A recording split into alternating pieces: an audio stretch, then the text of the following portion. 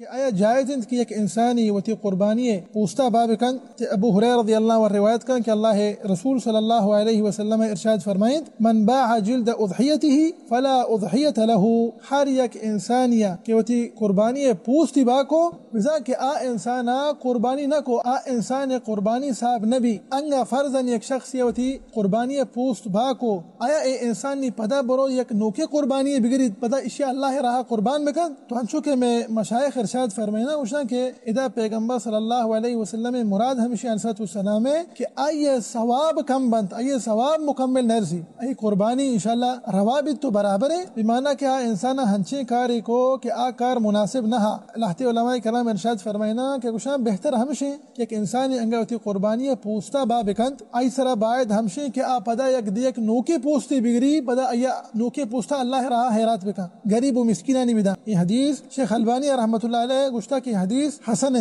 تو احتیاط تقاضا ہمشے کہ انسان تو پوستا کار مدار تو ای قربانی پورا اللہ راہ تجھے قربان کا نگائے اشتہا پوستوں داخل بھی وحدے کہ قربانی اللہ راہ حیرات کنے پدر وہ پوستا دیرے با کنے لہذا موشے کہ یہ مناسب نہیں انگا موتی قربانی پوستا با مکنے آیا ما اشیاء وقت استعمال کت کنے مانا کہ مالوٹے ایک چیزی چا ای پوستا چی ہڈ کنا مشکی بھی ہر چوڑی چیزی بھی مالتا منی جن چا ای پوستا چی استفادہ بکن تو منی عزیز جائز ہیں وحدے کہ تی واسطہ جائز ہیں کہ تو اسے گوشتا بورے ہوتی قربانیے گا تی واسطہ جائز ہیں کہ تو اسے پوستا ہم استعمال بکنے لیکن با ای مکا قربانی پوستا با مکا و ترچ خلاف اچھی بکش.